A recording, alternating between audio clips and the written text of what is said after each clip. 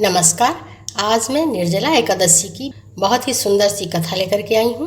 तो कथा सुनने से पहले अगर आप चैनल पर नए हैं तो हमारे इस चैनल को सब्सक्राइब करें, हमारी इस वीडियो को लाइक करें, शेयर करें और कमेंट्स में जय श्री हरि विष्णु भगवान लिखना न भूलें। परम पिता परमात्मा आपके सभी कष्टों को हर लें। इसी सद्भावना के साथ कथा सुनते हैं। निर्जला एकादशी की व्रत कथा मैं अपने चैनल पे डाल चुकी हूँ, मगर आज मैं निर्जला एकादशी की एक ऐसी कथा सुनाने जा रही हूँ जिसके सुनने से आप लोगों को निर्जला एकादशी के महत्व के बारे में पता चलेगा। तो निर्जला एकादशी की कथा इस प्रकार है। एक नौजवान व्यक्ति था जिसकी नई नई शादी हुई थी और वह अपनी नवविवाहिता पत्नी को विदा कराने के लिए अपने ससुराल जा रहा था। खूब अच्छे से तैयार होकर के, नए नए कपड़े पहन करके, बड़े ही प्रसन्न मन से वो जा रहा था। रास्ते में उसे तालाब में एक गाय माता फंसी हुई मिली और गाय माता ने उस नवयुवक से कहा कि वो उसे पानी से बाहर निकाल दे। तो उस व्यक्ति ने कहा, नहीं, मैं ऐसा नहीं करूँगा। मैं अपनी ससुराल जा रहा हूँ अपनी पत्नी को विदा कराने के लिए, तो मेरे कपड़े गंदे हो जाएंगे। इस पर गाय माता ने कहा कि मैं पानी में फंस गई हूँ, ज्यादा देर नहीं रुक पाऊंगी, मैं डूब जाऊंगी और अगर तुम मुझे निकाल दोगे तो मैं तुम्हें वरदान दूंगी। नवयुवक ने कोई ध्यान नहीं दिया और वह आगे चल दिया। गाय माता ने बहुत अनुरोध किया, मगर उसने यही कहा कि मेरे कपड़े गंदे हो जाएंगे। और वो गाय माता उस व्यक्ति से बार बार यही कह रही थी कि वो उन्हें बाहर निकाल दे, मगर उस व्यक्ति ने गाय माता की बातों पर कोई ध्यान नहीं दिया। तो जब गाय माता पानी में डूबने लगी तो गाय माता ने उस व्यक्ति को श्राप दे दिया कि जा, आज के 8वें पहर में तू गधा बन जाएगा।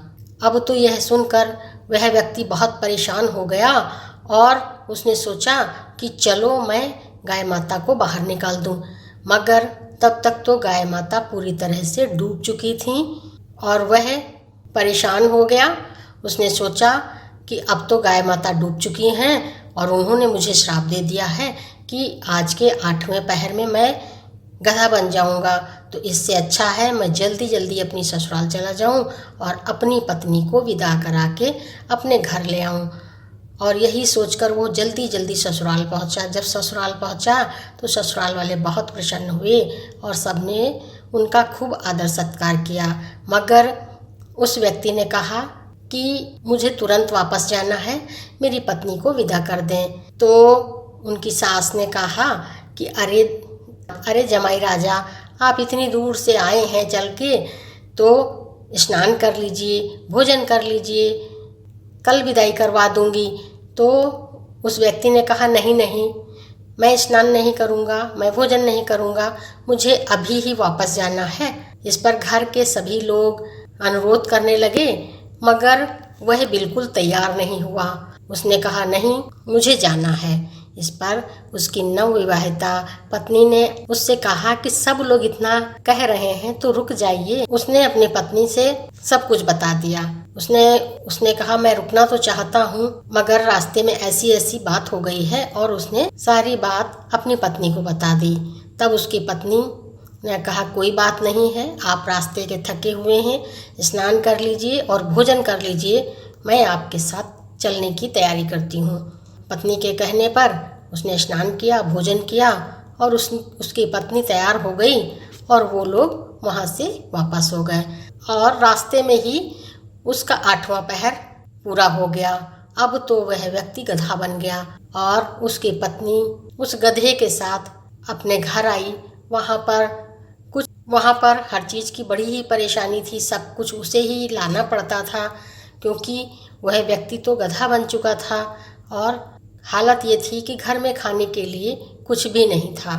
तो उस गधे ने अपनी पत्नी से कहा कि तुम मेरे साथ चल करके कुछ मजदूरी करो, जिससे कुछ पैसे आएंगे तो घर का खर्च चलेगा। उसकी पत्नी राजी हो गई और वह उस गधे को लेकर के, तो राजा के यहाँ कुछ काम चल रहा था तो वो भी वहीं चली गई और सभी मजदूरों के साथ में मिट्टी सर पे ढोने लगी। तो सभी लोग देखकर कहते थे कि अरे, तुम्हारे पास तो गधा है, तुम तो इस गधे के ऊपर मिट्टी ढो सकती हो, फिर सर पे मिट्टी क्यों ढो रही हो? इस तरह में तो तुम थक भी जाती हो और उतनी मिट्टी भी नहीं ढो पाती। अगर तुम गधे पर रख करके मिट्टी ढोगी तो तुम्हें मुनाफा भी ज़्यादा होगा, पैसे भी ज़्यादा मिलेंगे। मगर वो कहती थी नहीं, अपने सर पर रख कर ही ढोऊंगी। इसी तरह से वो काम करती थी और जो भी पैसा मिलता था उससे अपने घर का खर्च चलाती थी। एक दिन राजा साहब भी निरीक्षण करने के लिए वहाँ पर पहुँच गए तो राजा साहब ने देखा कि अरे, इस औरत के पास तो गधा है, फिर भी वो सिर पे मिट्टी ढो रही है। तो राजा साहब ने उससे पूछा कि तुम्हारे पास तो गधा है, तुम सिर पर मिट्टी क्यों ढो रही हो? तुम गधे पे मिट्टी ढो तो इससे तुम्हें थकावट भी कम होगी और तुम्हें पैसा भी ज़्यादा मिलेगा। तो उसने कहा कि अरे राजा साहब, ये गधा नहीं है, ये मेरा पति है। तो यह सुनकर राजा साहब चौंक गए और सभी लोग बड़े हैरान हो गए। तो उसने राजा साहब से अपनी दुख भरी कहानी बता दी। यह सुनकर राजा साहब को बहुत ही अफसोस हुआ। उन्होंने कहा तो उन्होंने अपने राज्य में ज्ञानी पंडितों से पूछा कि इस गधे को दोबारा मनुष्य कैसे बनाया जा सकता है। तो पंडितों ने कहा कि राजा साहब, जिसने 24 एकादशी करी हैं वो आकर के अपना फल इसको दे दे, यह गधा दोबारा मनुष्य बन जाएगा। अब तो राजा ने ढिंढोरा पिटवा दिया कि जिसने 24 एकादशी करी हैं वो आए और इस गधे को अपनी 24 एकादशी का फल दे दे, बदले में मैं उसे मुंह मांगा इनाम दूंगा। चारों तरफ यही बातें फैल गईं। रोज लोग आते थे अपनी एकादशी का फल देने के लिए, मगर 24 एकादशी का व्रत नहीं रखा था, इसलिए सभी लोग लौट जाते थे।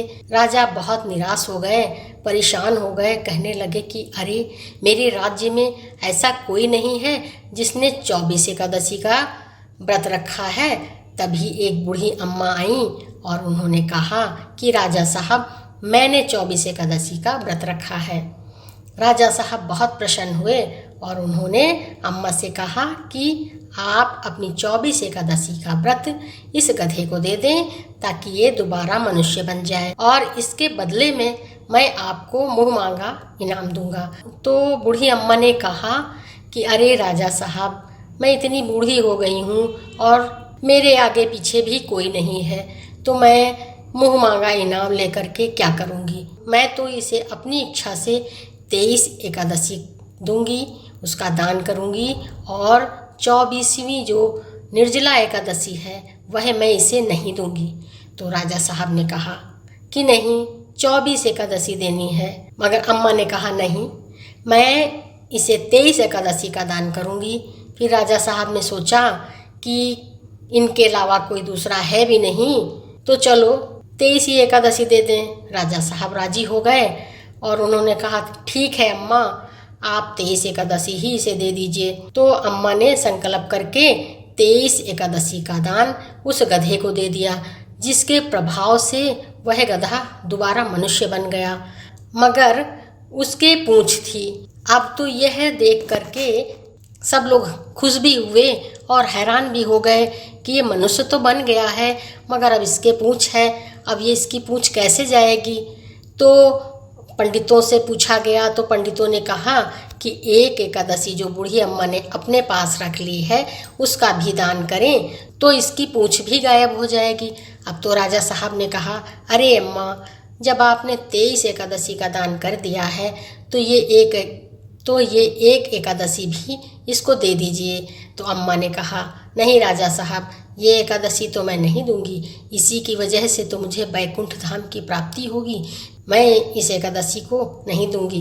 तब तो वो जो बहू थी, गधे की पत्नी थी, बहुत परेशान हो गई और उसने कहा, अम्मा मुझे भी बताइए कि ये व्रत कैसे किया जाता है। फिर अम्मा ने सारे व्रत की विधि बताई और उस बहू ने पूरे 24 एकादशी का व्रत किया और वो पूरे 24 एकादशी का दान उसने अपने पति को दिया, जिससे उसकी पूंछ भी गायब हो गई और वह पहले की तरह एक सुंदर व्यक्ति बन गया। दोनों पति पत्नी बहुत खुशी से रहने लगे। राजा भी यह सब जानकर बहुत प्रसन्न हुए और राजा ने अपने राज्य में ढिंढोरा पिटवा दिया कि सब लोग एकादशी का व्रत करें और निर्जला एकादशी का व्रत तो अवश्य करें, क्योंकि उन 23 एकादशियों पर भी यह निर्जला एकादशी सबसे बड़ी है। जो 23 एकादशी होती हैं उन सब का फल अकेले निर्जला एकादशी करने से ही मिल जाता है। तो मैं यही कहना चाहूँगी कि अगर हो सके तो आप लोग भी निर्जला एकादशी का व्रत करें। तो इस तरह से कथा तो पूरी होती है, संपन्न होती है। प्रेम से बोलें श्री हरि विष्णु भगवान की जय। और जाते जाते चैनल को सब्सक्राइब कर दें, वीडियो को लाइक कर दें। परम पिता परमात्मा आपके सभी कष्टों को हर लें। इसी सद्भावना के साथ एक बार प्रेम से बोलें जय श्री कृष्णा, राधे राधे।